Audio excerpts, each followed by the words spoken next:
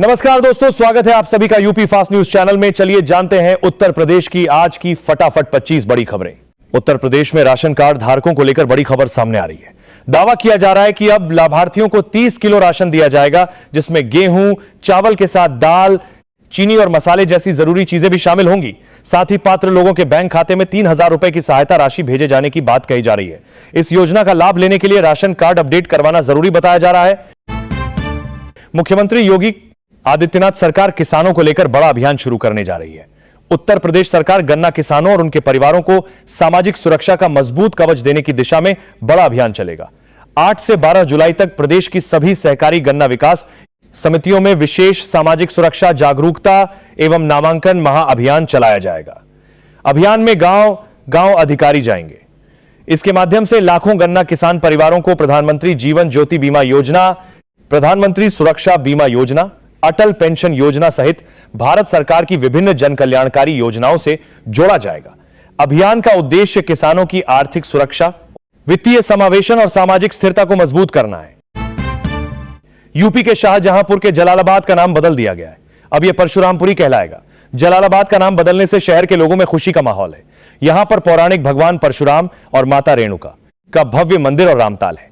दशकों से जलालाबाद के लोग इसका नाम बदलने की मांग सरकार से उठा रहे थे। उत्तर प्रदेश में आयुष्मान कार्ड धारकों को बड़ी राहत मिली है। तकनीकी खराबी के कारण रुका अस्पतालों का भुगतान फिर से शुरू हो गया है, जिससे मुफ्त इलाज की सुविधा सामान्य हो गई है। अब पात्र लाभार्थियों को आयुष्मान योजना के तहत 5 लाख रुपए तक का फ्री इलाज मिल सकेगा। आज मुख्यमंत्री योगी आदित्यनाथ ने किसानों को लेकर एक नया सर्कुलर जारी किया है। इसके तहत किसानों का 2 लाख रुपए तक का कर्ज माफ किया जा सकता है। जिन किसानों को कर्ज लिए हुए 5 साल का समय हो चुका है, तो उनको ठोस कारण सरकार को बताना होगा। उसके बाद आपका कर्ज माफ हो सकता है। किसानों को आर्थिक मदद देने और उनको ऊपर उठाने के योगी आदित्यनाथ सरकार यह बड़ा कदम उठाने जा रही है। अयोध्या राम मंदिर चढ़ावा चोरी के बाद श्री राम जन्मभूमि तीर्थ क्षेत्र ट्रस्ट ने महासचिव चंपत राय और ट्रस्टी अनिल मिश्रा का इस्तीफा स्वीकार कर लिया है। चंपत राय की जगह नए trustee retired ifs Krishna Mohan को कार्यवाहक महासचिव बनाया गया है। चढ़ावा चोरी के बाद हुई पहली बैठक 3 घंटे तक चली। मुख्यमंत्री योगी आदित्यनाथ सोमवार को प्रयागराज पहुंचे, जहां कालीघाट स्थित प्रेरणा स्थल पार्क में डॉक्टर श्यामा प्रसाद मुखर्जी, अटल बिहारी वाजपेयी और अशोक सिंघल की प्रतिमाओं का अनावरण किया। इसके बाद 37वीं राष्ट्रीय कयाकिंग प्रतियोगिता का उद्घाटन भी किया।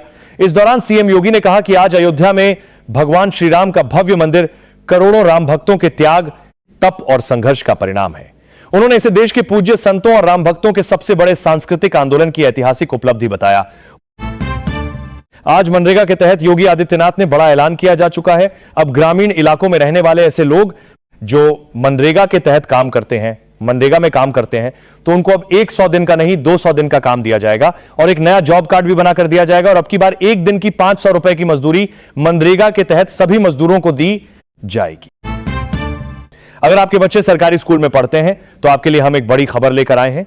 अब मोदी सरकार सरकारी स्कूल में पढ़ने वाले सभी छात्र छात्राओं को एक फ्री साइकिल देने जा रही है और साथ ही 2-2 हजार रुपए की राशि भी छात्रवृत्ति के रूप में देने जा रही है। इसके लिए नई योजना की शुरुआत की गई है। इसमें आपको अपने बच्चों का नाम जुड़वाना होगा, तो ही आपको फ्री साइकिल और 2,000 रुपए की छात्रवृत्ति मिलेगी। तो यह योजना कौन सी है, आपको कैसे आवेदन करना है, इसकी सारी जानकारी आपको इसी वीडियो में बताई जाएगी। आगरा स्थित ताजमहल परिसर को भगवान श्री अग्रेश्वर महादेव नागनाथेश्वर का विराजमान तेजो महालय मंदिर बताने वाले मुकदमे में सर्वे कमिश्नर नियुक्त करने की मांग को लेकर इलाहाबाद हाईकोर्ट में दाखिल याचिका पर सुनवाई हुई। जस्टिस रोहित रंजन अग्रवाल की सिंगल बेंच ने सुनवाई के दौरान राज्य सरकार समेत अन्य पक्षों से जवाब मांगा है। आज सोना और चांदी की कीमतों में गिरावट दर्ज की गई है। India Boolean and jewellers association के अनुसार 10 ग्राम 24 कैरेट सोने की कीमत 761 रुपए घटकर 1,45,000 रुपए पर आ गई है। वहीं 1 किलो चांदी की कीमत 700 रुपए की गिरावट के साथ 2,33,000 रुपए पर पहुंच गई है। बढ़ती महंगाई के बीच सीएम योगी आदित्यनाथ ने किसानों को दी बड़ी राहत। अब किसानों के लिए योगी आदित्यनाथ ने आज बड़ी घोषणा की है। वर्तमान में महंगाई बढ़ रही है, किसानों अपनी फसलों का सही से लाभ प्राप्त नहीं हो रहा है, तो ऐसे में सीएम योगी आदित्यनाथ ने किसानों को किसान क्रेडिट कार्ड के जरिए बड़े लाभ देने का निर्णय लिया है। अब किसानों को फसलों के लिए खाद, बीज, दवाई सब खरीदने के लिए बड़ी राशि दी जाएगी। नवजात शिशुओं को बेहतर पोषण और मां के दूध का सुरक्षा कवच उपलब्ध कराने की दिशा में बड़ी पहल की गई है। राजधानी लखनऊ के एसजीपीजीआई में देश का पहला लैक्टेशन मैनेजमेंट मॉड्यूल लॉन्च किया गया है। इस नई व्यवस्था का उद्देश्य नवजात शिशुओं को समय पर मां का दूध उपलब्ध कराना, स्तनपान को बढ़ावा देना और माताओं को सही परामर्श व सहयोग देना है। योगी सरकार मुख्यमंत्री कन्या उत्थान योजना के तहत करीब 1.5 लाख स्नातक उत्तीर्ण छात्राओं के बैंक खातों में 50-50 हजार रुपए की प्रोत्साहन राशि भेजने की तैयारी कर रही है। उच्च शिक्षा विभाग ने वित्त विभाग को प्रस्ताव भेज दिया है। दिसंबर 2025 तक पात्र छात्राओं का सत्यापन पूरा हो चुका है। कुछ आवेदनों में तकनीकी त्रुटियां मिलने पर संबंधित विश्वविद्यालयों को ऑनलाइन सुधार के निर्देश दिए गए हैं। उत्तर प्रदेश के मुख्यमंत्री योगी आदित्यनाथ ने महंगाई के बीच किसानों को बड़ी राहत देने का ऐलान किया है। बताया जा रहा है कि अब पीएम किसान सम्मान निधि योजना के तहत किसानों को 2,000 रुपए की जगह महीने में 4,000 रुपए की किस्त दी जाएगी। इसके अलावा किसानों के बिजली बिल में छूट और मुफ्त सिंचाई सुविधा देने की तैयारी भी शुरू कर दी गई है। नोएडा इंटरनेशनल एयरपोर्ट से अब यात्रियों को देश के कई बड़े शहरों के लिए सीधी उड़ान मिलेगी। इनमें मुंबई, नवी मुंबई, हैदराबाद और लखनऊ जैसे प्रमुख शहर शामिल हैं।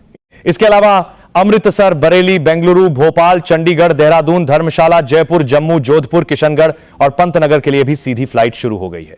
पंतनगर के लिए हर दिन 2 उड़ानें संचालित की गई हैं, जिसके चलते उत्तराखंड के यात्रियों को ट्रैवल करने में आसानी होगी। भगोड़े हीरा कारोबारी नीरव मोदी को भारत लाने का रास्ता अब साफ हो गया है। नीरव मोदी यूरोपीय मानवाधिकार अदालत में अपना आखिरी केस भी हार गया है, जिसके बाद उसको भारत लाने यानी जानती है प्रत्यर्पण के मामले में बची आखिरी कानूनी बाधा भी दूर हो गई है। आज उत्तर प्रदेश के मुख्यमंत्री योगी आदित्यनाथ ने पशुपालकों के लिए बड़ा ऐलान कर दिया है। जानकारी के मुताबिक अब पशुपालन करने वाले लोगों को एक पशु पर हर महीने 10-10 हजार रुपए तक की आर्थिक सहायता दी जाएगी। इसके अलावा पशुओं के लिए मुफ्त चारा और इलाज की सुविधा देने की भी घोषणा की गई है।